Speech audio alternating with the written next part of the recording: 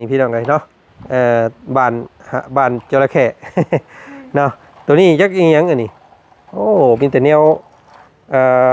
ดีๆได้นี่พี่น้องไงน้องเตียงเพิ่นมาปลูกใส่นี่เนาะเพิ่นเอามาได้ใส่นี่มาแต่เพื่อนเบาเชียงชาย อ๋อเพิ่นอันดื้อเอาอยู่หั่นได้เพิ่นเอามาเนาะเพิ่นว่าให้เอามาปลูกได้เนาะเพิ่นก็เลยเอามาพี่น้องไงอ๋อเนาะสุดเร่งเลยนี่เนาะอุ้ยพี่น้องไงเนาะคำโบนานี่ซุ่มเสียงในการถือกันต้นกล้วยด้นขึ้นมาได้นี่ เดี๋ยวเราก็เทนาอยู่ประมาณ10 เซนเนาะประมาณ10 เซนพี่น้องไงได้อยู่รุ่นเบิ่งเด้อเนาะคำว่าอันนั้นมันสีด้นขึ้นมาบ่นี่ขึ้นมาแล้วนี่พี่น้องไงเนาะนี่ต่อกล้วยนี่เป็นป่าคือเก่าแล้วนี่เนาะขึ้นลายช่ำนี่พี่น้องเลยต้นกล้วยยังน้องอันนี้ต้นตะเก่ากล้วยนี่บ่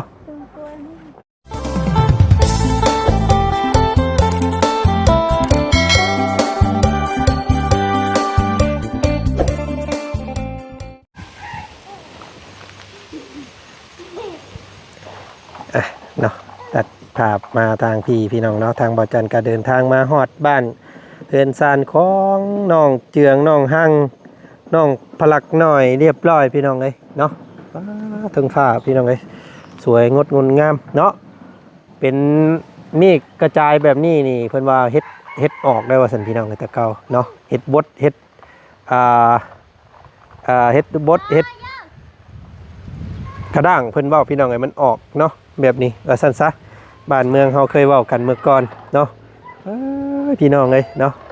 มื้อนี้ทางบ่อจันก็เข้ามาหาน้องเจืองน้องพลักพี่น้องเลยเพราะว่าบ่อจันได้ไปแจ้งน้องเพิ่นเมื่อก่อนเนาะพี่น้องเนาะว่าสิมาเข้าพื้นเข้าไฟแต่ก็ห่างหายไปเลยว่าซั่นพี่น้องเอ้ย น้องๆเพิ่นสิว่าเฮาคิดตัวแล้วว่าซั่นเนาะเอาพี่น้องอดใจร่ำใจรอสักหน่อยเนาะมื้อนี้ทางบ่อจันอยากมาแจ้งน้องเพิ่นว่าทางสร้างไฟเพิ่นยังบ่ทันวางว่าซั่นพี่น้องเอ้ยเนาะสร้างไฟเพิ่นยังบ่ทันมาเนาะเพิ่นว่าอีกเวลาอีก 2-3 มื้อว่าซั่นพี่น้องเอ้ยกละเอ้ยบ่ย่านคนแท้นี่คานมาแล้วนี่เนาะบ่นี่เฮ้ยบ่ใช่นะพี่โอ้มันหนดไปทั่วเบิดเลยอันนี้เนาะไปแม่ไปน้ำเมย์ไปบ่มียังไงส่งแวงเงินส่งแวงยังไงนี่บ่ส่งแวงเงินโอ้ไปแล้วเอาพี่น้องไก่ทายเล็กน้อยหลายบ่ได้บ่จันก็ได้เนาะยันติดยันพิษกดเพิ่นอีกคือเก่าพี่น้องเอ้ยเนาะเฮ็ดเวียกยากขึ้นกว่าเก่าหลายว่าซั่นซะมื้อนี้ก็ได้เนาะนี่อ๋อไปเก่งแท้เดียวนี่บ่นี่เอานี่เอาดุกเอามาพี่นี่เอาเยอะบ่เอาบ่กินขี้ดินนี่กินขี้ดินไปดีสบายดีอยู่ไปดีหลักไปดีจ้าอยู่ไปดีเอาให้เพิ่นโอ้ยเนาะเอ้ยพี่น้องไงสบายดีแล้วน้องหั่งเด้อไปดีพี่น้องไงเนาะท้องนับมื้อนับวันก็ใหญ่ขึ้นเดี๋ยวบ่าวเอานี่มาให้เอามีเนาะใช้พอเพิ่นไปใช้นี่โอ้อยู่เพิ่นแม่ย่าพุ่นพี่น้องเอ้ยเนาะเฮ้ยเย้โอ้ไผตัดผมให้เรานี่เฮ้ยทรงแวงหีควายนึงอันนี้โอ้ยเนาะพี่น้องไอ้เพิ่นใส่อันนี้เนาะเพิ่นเอาอันว่าขันประตูมาใส่พี่น้องเลยโอ้กลางคืนมากก็ดึงอัดไว้สิบ่เดี๋ยวเอามาสอดใช้บัดมาใส่นี่บ่จะใส่พี่เลยบ่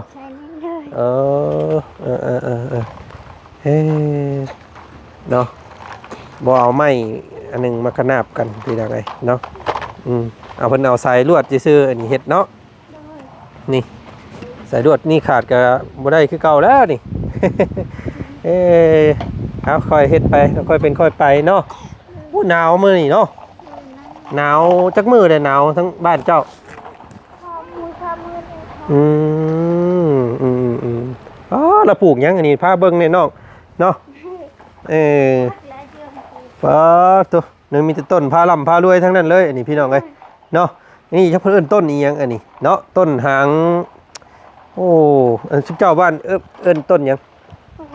ห ปลูกซื่อ เด้อ ๆอันนี้เด้อันนี้เด้ โอ้โห โอ้ยแล้วกันบาทนี่พี่น้องเอ้ยเนาะอันนี้ต้นหางจระเข้อันนี้พี่น้องเอ้ยเนาะบานจระเข้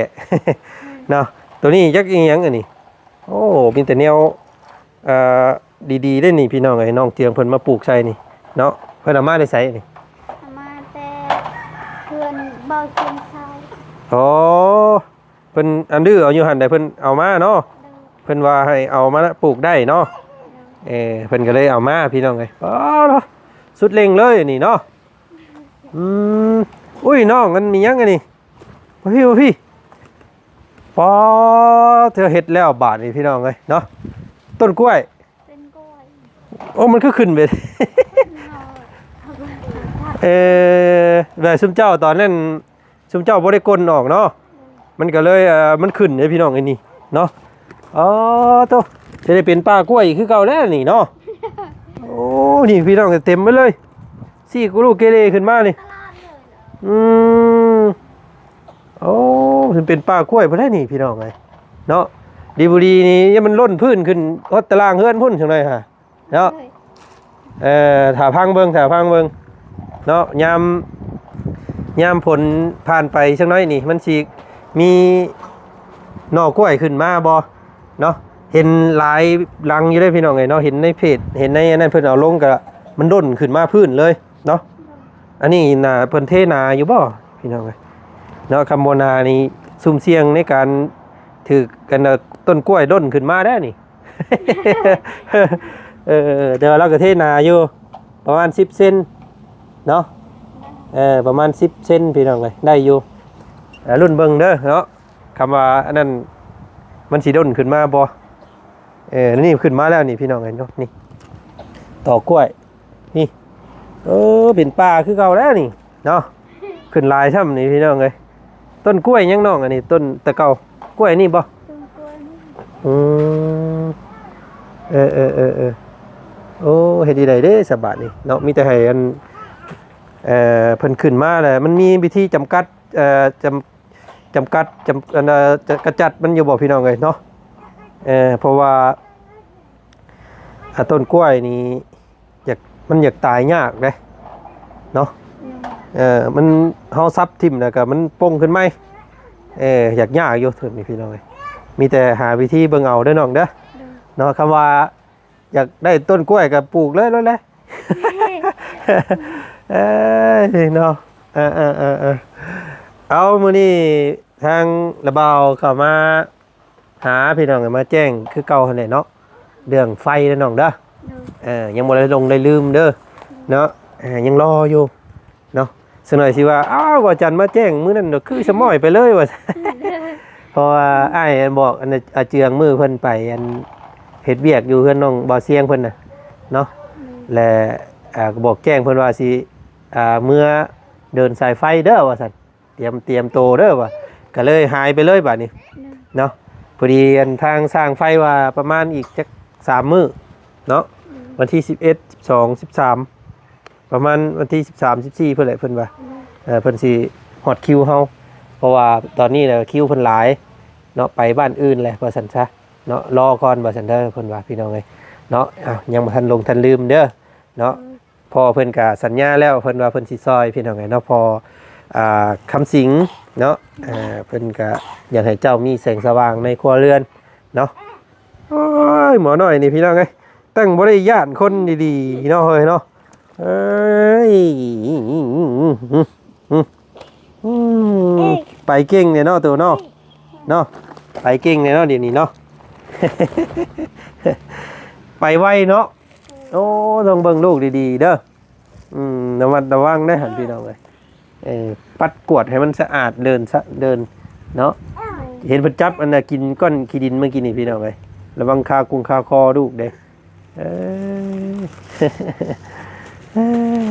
เป็นนี่ได้ท้องใส่เพิ่นติงเพิ่นหยังอย่าบอกกลางค่ำกลางคืน โดย เออติงแห้งอยู่บ่จักเดือนเด้นี่จักเดือนเด้ เอาไม่ได้ประตู ก็ตั้งแต่เฮาเห็นแรกๆก็ตั้งแต่พ่อน้องเพิ่นเฮ็ดเฮือนเนาะก็สิประมาณ5-6 เดือนได้บ่จักพี่น้องเอ้ยยันได้แล้วเนาะ5-6 เดือนยัง7-8ยังอีก 2-3 เดือนนี่ก็ได้แล้วนี่พี่น้องเอ้ยเนาะอืม กำลังไปเป็นซ้ำเนาะ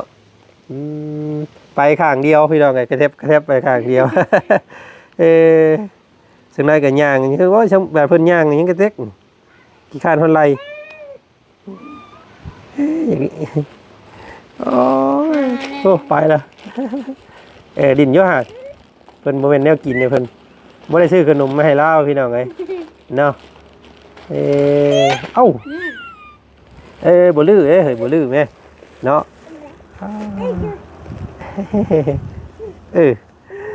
โอ้ยเจียงหน่อยโอ้อยู่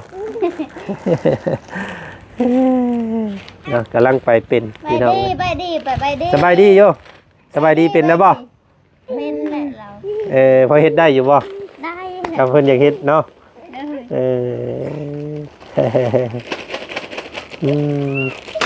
อ้เพิ่นบ่มีแนวดินเด้นี่พี่น้องเพิ่นเบื่อแล้วเนาะต้องซื้อรถน้อยไว้ให้เราซื้อรถน้อยๆแล้วมาขี่แต๊ดเนาะแกงทิมแล้วไปเอาคือเก่าโอ้ยน้อยเนาะระวังหมุดแมงเด้อแถวนี้ว่าหมุดหลายครับระวังได้หัวล้วนได้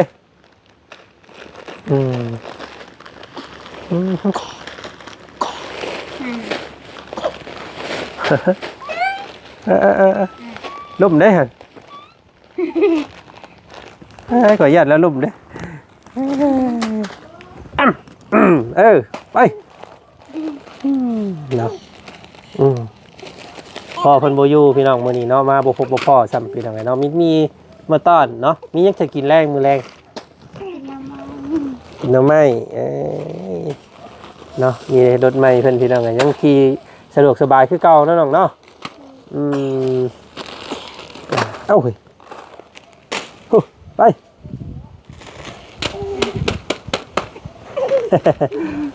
เราบ่มีหมู่เนาะแล้วเหงานี่แล้วจากดินน้ำหมู่นี่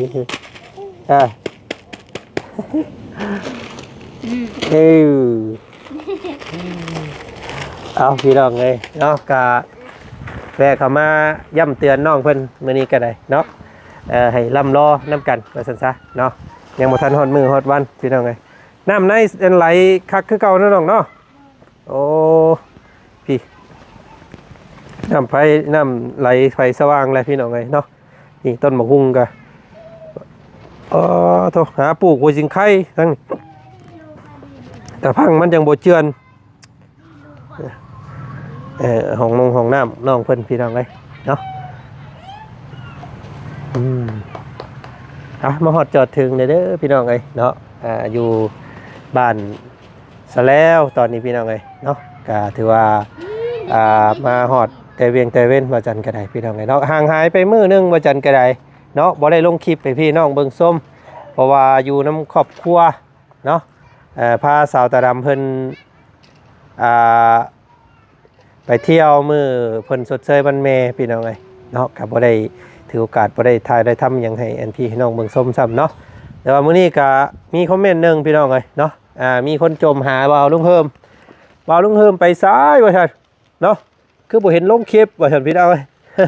อันนี้ว่าจันยังบ่ฮู้น้ำเพิ่นเด้อพี่น้องเนาะว่าจันหาก็ขึ้นมามื้อนี้ยังบ่ฮู้น้ำเพิ่นว่าเพิ่นไปไสเนาะจักเพิ่นมีธุระอีหยังก็บ่จักน้ำเพิ่นเด้อเจ้าพี่น้องเอ้ยเนาะเดี๋ยวสิไปถามให้เพราะว่ากายมาเมื่อกี้นี่บ้านพักเฮือนพักกันบ่มีไผพี่น้องเอ้ยมีจีดีอยู่เนาะยันว่าเพิ่นไปหาเวียกหางานเพิ่นบ่เนาะก็ติดตามเบิ่งนํกันได้กันพี่น้องเอ้ยเนาะ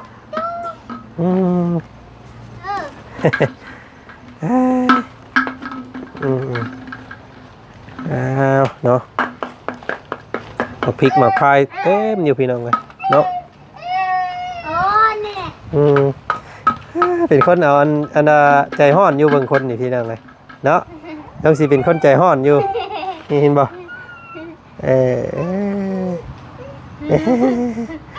ลื้อมึนนะบางคนนี่เนาะไปไว้ครับเนาะระวังเด้อขึ้นเทิงเฮือนระวังเด้อน้องเด้อระวังเราอันนั้นได้งับไว้รถประตูประต่างเนาะ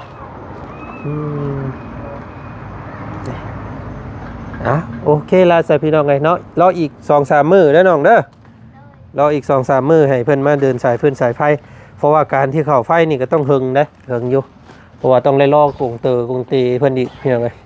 เนาะกงเตอหรือว่าหมอนับไฟเนาะเป็นตัวนับเลขไฟนะพี่น้องเอ้ยส่วนหลายเพิ่นจะให้รอตัวนั้นนะเนาะมีแต่เฮาแจ้งไปว่าเฮาอยากลงเฮือนนั้นเฮือนนี้เลยลงทะเบียนไว้เพิ่นซั่นซะรอแต่มื้อเพิ่นได้ของได้เพิ่นจังสิแจ้งเขาอีกทีหนึ่งเนาะรุ่นกันวันที่13เพิ่นว่าลองเบิ่งเนาะวันที่13จังสิเข้ามาหาใหม่อีกแล้วน้องเด้อหนึ่งเข้าแล้วบ่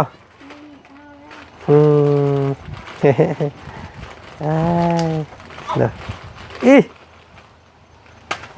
พาลูกอันอาบน้ำใส่เด้อน้องเด้อทั้งไอ้อันขอตัวไปก่อนเนาะมาแจ้งเจ้าสำนีก่อนมื้อนี้สบายดีสบายดีโยชื่อจ้าโยเฮ้ยนี่เพิ่นบ่อยากเฮ็ดซื่อๆเนาะโอ้ยคนนี่พี่น้องไงเนาะไล่คุบเอาแล้วนี่เนาะยังเหลือแต่ขั้นตอนเดียวนี่แหละพี่น้องไงเนาะเพื่อนน้องเจียงเพิ่นผู้ดีทางพอใจดีเพิ่นว่าอยากซอยเนาะเรื่องเข่าฟื้นเข่าไฟให้ว่าสันพี่น้องไงเนาะกับถือว่าเป็นสิ่งที่สำคัญไฟก็ได้พี่น้องไงเนาะใต้ยามค่ำคืนเนาะเดือนมืดฟ้าดับพี่น้องไงเนาะกับซอยเป็นสิ่งที่ต้องมีในเฮือนว่าสันซะเนาะขาดบ่ได้แล้วตัวนี้ก็ได้พี่น้องไงฟื้นไฟนี่แต่ว่ายังบ่สำคัญสำน้ำเนาะน้ำนี่สำคัญกว่าได้พี่น้องไงเนาะนี่น้ำมีแล้วบาดนี้เนาะแต่ว่าพอเพิ่นก็อยากซอยเรื่องไฟเรื่องความสว่างพี่น้องไงเนาะก็ขอบพระคุณทางพอคำสิงเนาะพี่น้องเนาะที่อุตส่าห์ซื่นชอบหักแพงครอบครัวของน้องเจืองว่าซั่นพี่น้องไงอยากซอยเรื่องไฟเนาะพอเพิ่นรับผู้หนึ่งผู้เดียวพี่น้องไง8 ล้านกับ500,000เนาะเพิ่นว่าอ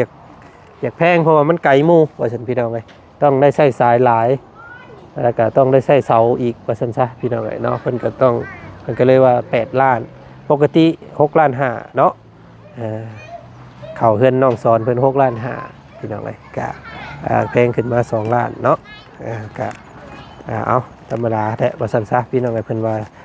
ขอลุยนำบ่ได้ว่าซั่นได้แต่ซ้ำนั่นว่าซั่นพี่น้องเนาะจังได๋ก็ขอบพระคุณทางพอคำสิ่งหลายๆเด้อเนาะที่ว่าสดสวยให้น้องเจียงเพิ่นมีฟืนมีไฟเนาะก็ขอให้พ่อเนาะจงมีแต่ความใสสว่างเนาะในกายสบายในใจเนาะปรารถนาสิ่งใดก็ขอให้สมใจปรารถนาด้วยกันเด้อพอแล้วมีแต่ความส่องใส